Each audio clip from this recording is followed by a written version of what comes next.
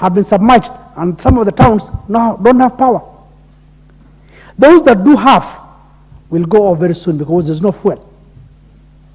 Now, if you don't have a whole government approach to attend to this matter,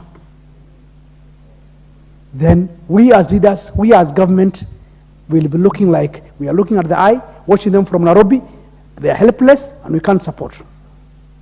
Ministry of Energy, Kenya Power, what plans do they have to ensure that there's power in those stations?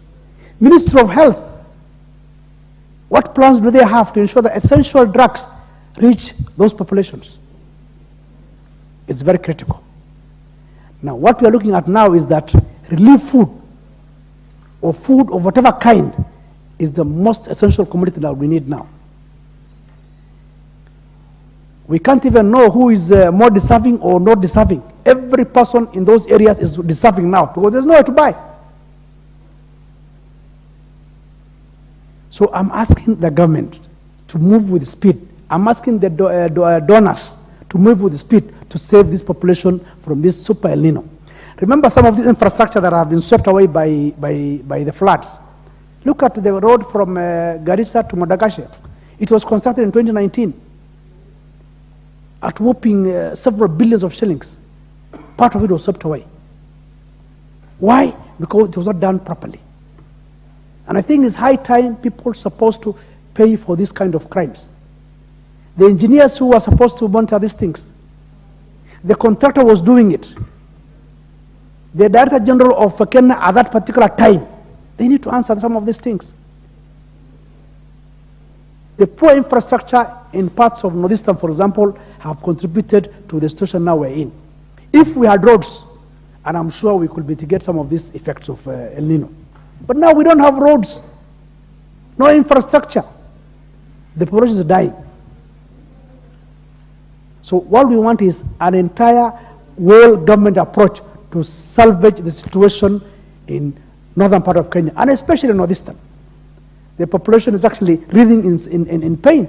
We are looking from Nairobi and asking, what can we do?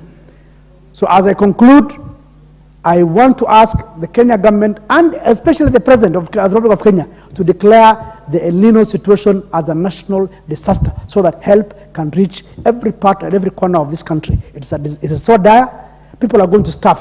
And I'm telling you, El Nino will continue until March. What are we going to do?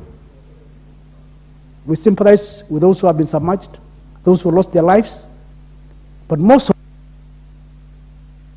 Your time is up. Member for Ganze, Unabucharo.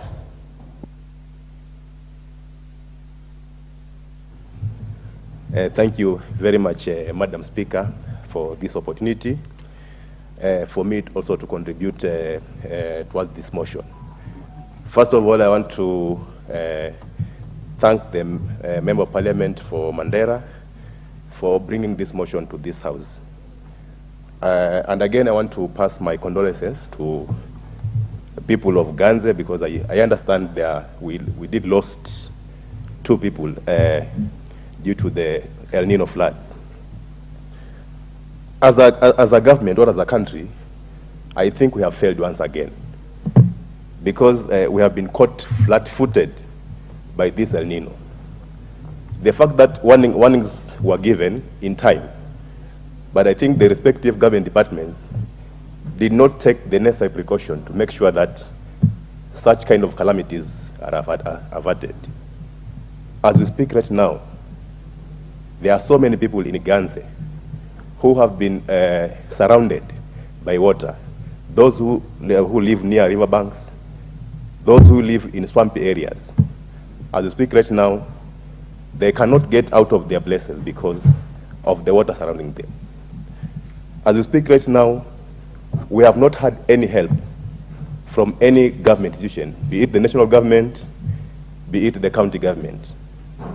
Over 1,000 people right now in Ganze are living in dire conditions. They need to be evacuated from where they live. And there has been no support forthcoming so far. We have also had a lot of problems with those who are administering exams right now. A case in point yesterday, there's a school in Mitangani location in Ganze, that started the exam, an exam that was supposed to start